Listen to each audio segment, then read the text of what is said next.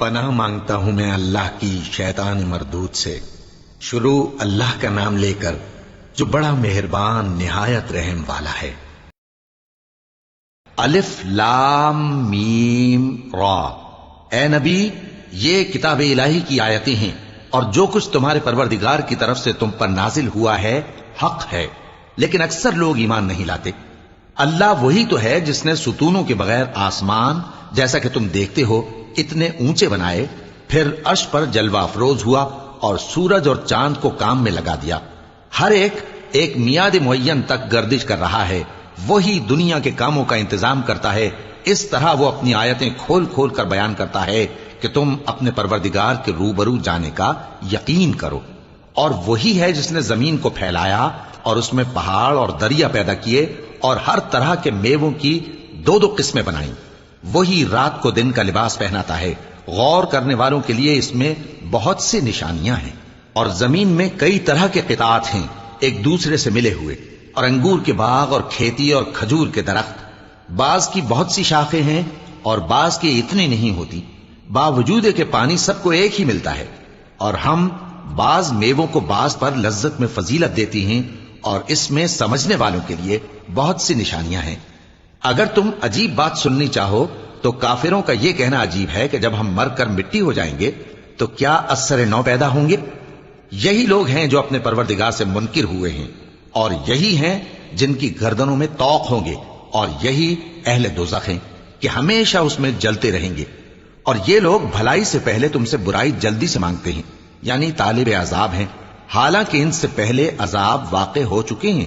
اور تمہارا پروردگار لوگوں کو باوجود ان کی بے انصافیوں کے معاف کرنے والا ہے، اور بے شک تمہارا پروردگار سخت عذاب دینے والا ہے۔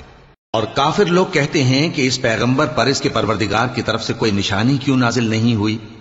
اے نبی، تم تو صرف خبردار کرنے والے ہو، اور ہر ایک قوم کے لیے رہنما ہوا کرتا ہے۔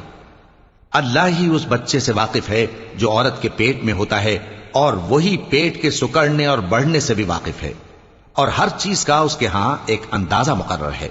وہ چھپی اور ظاہر چیزوں کا جاننے والا ہے، سب سے بزرگ ہے، عالی رتبہ ہے۔ کوئی تم میں سے چپکے سے بات کہے یا پکار کر، یا رات کو کہیں چھپ جائے یا دن کی روشنی میں کھلم کھلا چلے پھرے، اللہ کے نزدیک برابر ہے۔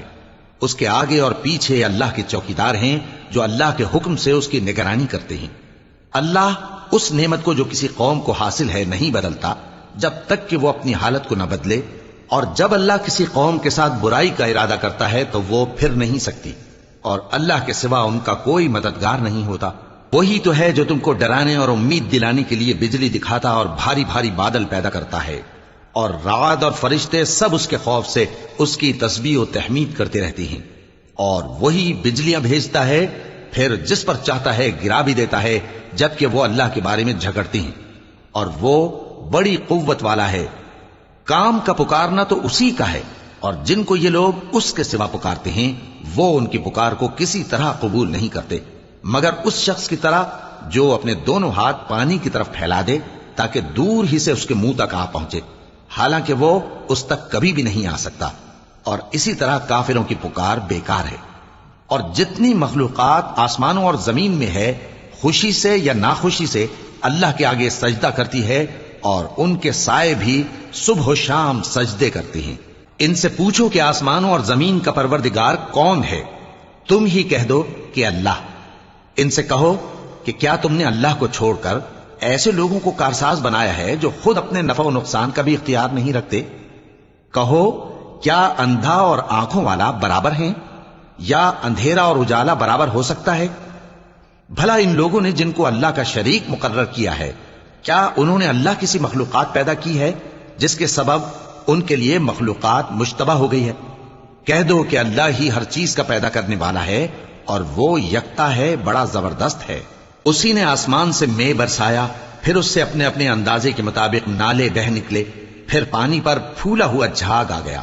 اور جس چیز کو زیور یا کوئی اور سامان بنانے کے لیے آگ میں تپاتے ہیں اس میں بھی ایسا ہی جھاگ ہوتا ہے۔ اس طرح اللہ حق و باطل کی مثال بیان فرماتا ہے۔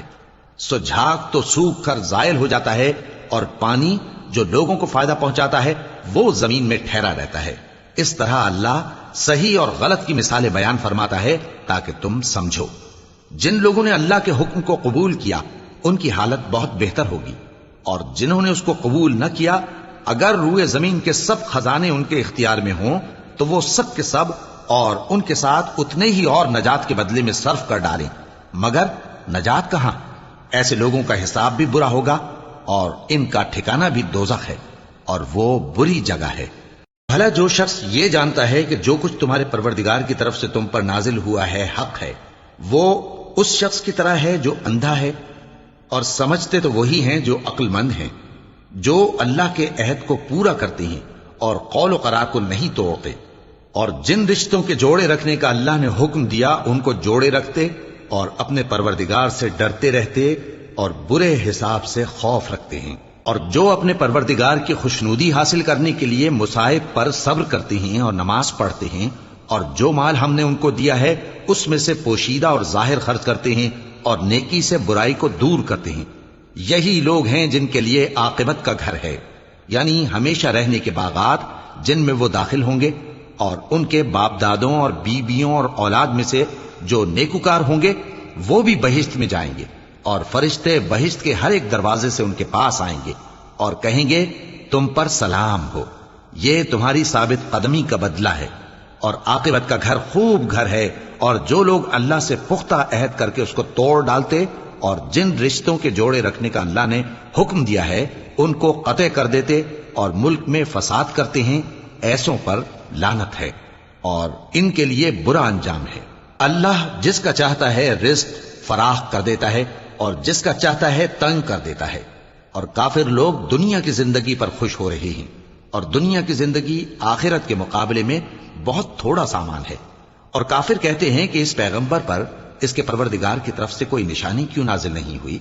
کہہ دو کہ اللہ جسے چاہتا ہے گمراہ کرتا ہے، اور جو اس کی طرف رجوع ہوتا ہے اس کو اپنی طرف کا رستہ دکھاتا ہے، یعنی ان کو جو ایمان لاتے اور جن کے دل اللہ کی یاد سے آرام پاتے ہیں ان کو۔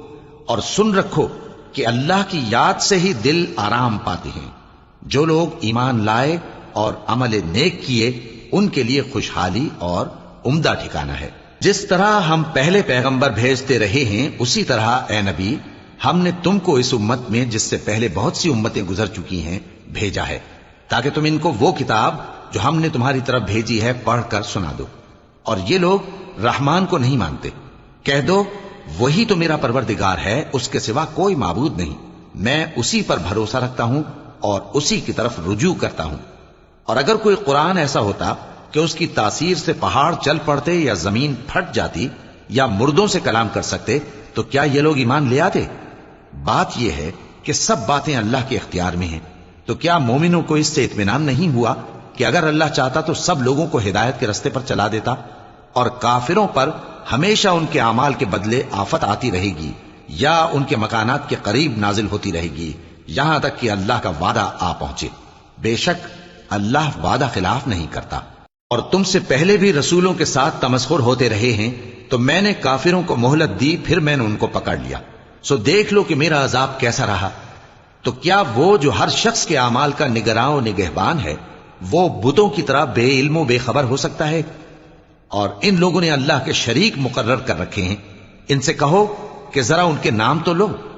کیا تم اسے ایسی چیزیں بتاتے ہو جو روئے زمین پر ہیں اور اسے معلوم نہیں، یا تم لوگ محض سطحی بات کی تقلید کرتے ہو؟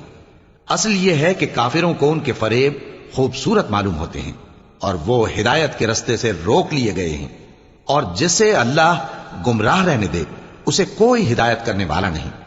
ان کو دنیا کی زندگی میں بھی عذاب ہے اور آخرت کا عذاب تو بہت ہی سخت ہے، اور ان کو اللہ کے عذاب سے کوئی بھی بچانے والا نہیں۔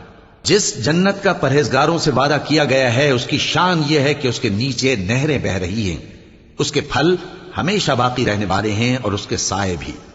یہ ان لوگوں کا انجام ہے جو متقی ہیں، اور کافروں کا انجام دوزخ ہے۔ اور جن لوگوں کو ہم نے کتاب دی ہے وہ اس کتاب سے جو تم پر نازل ہوئی ہے خوش ہوتی ہیں، اور بعض فرقے اس کی بعض باتیں نہیں بھی مانتے۔ کہہ دو کہ مجھ کو یہی حکم ہوا ہے کہ اللہ ہی کی عبادت کروں اور اس کے ساتھ کسی کو شریک نہ بناؤں، میں اسی کی طرف بلاتا ہوں اور اسی کی طرف مجھے لوٹنا ہے۔ اور اسی طرح ہم نے اس قرآن کو عربی زبان کا فرمان بنا کر نازل کیا ہے، اور اگر تم علم آ جانے کے بعد ان لوگوں کی خواہشوں کے پیچھے چلو گے تو اللہ کے سامنے کوئی نہ تمہارا مددگار ہوگا اور نہ کوئی بچانے والا۔ اور اے نبی، ہم نے تم سے پہلے بھی پیغمبر بھیجے تھے اور ان کو بیویاں اور اولاد بھی دی تھی، اور کسی پیغمبر کے اختیار کی بات نہ تھی کہ اللہ کے حکم کے بغیر کوئی نشانی لے آتا۔ ہر حکم قضا کتاب میں لکھا ہوا ہے۔ اللہ جس چیز کو چاہتا ہے مٹا دیتا ہے اور جس کو چاہتا ہے باقی رکھتا ہے، اور اسی کے پاس اصل کتاب ہے۔ اور اگر ہم کوئی عذاب جس کا ان لوگوں سے وعدہ کرتے ہیں تمہیں دکھائیں، یعنی تمہارے روبرو ان پر نازل کریں، یا تمہاری مدت حیات پوری کر دیں، یعنی تمہارے انتقال کے بعد عذاب بھیجیں، تو تمہارا کام ہمارے احکام کا پہنچا دینا ہے اور ہمارا کام حساب لینا ہے۔ کیا انہوں نے نہیں دیکھا کہ ہم زمین کو اس کے کناروں سے گھٹاتے چلے آ رہے ہیں؟ اور اللہ جیسا چاہتا ہے حکم کرتا ہے، کوئی اس کے حکم کا رد کرنے والا نہیں، اور وہ جلد حساب لینے والا ہے۔ جو لوگ ان سے پہلے تھے وہ بھی بہتیری تدبیریں کرتے رہے ہیں، سو تدبیر تو سب اللہ ہی کی ہوتی ہے۔ ہر شخص جو کچھ کر رہا ہے اللہ اسے جانتا ہے، اور کافر جلد معلوم کر لیں گے کہ آخرت میں اچھا انجام کس کے لیے ہوتا ہے۔ اور کافر لوگ کہتے ہیں کہ تم پیغمبر نہیں ہو، کہہ دو کہ میرے اور تمہارے درمیان اللہ اور وہ شخص جس کے پاس کتاب آسمانی کا علم ہے بطور گواہ کافی ہے۔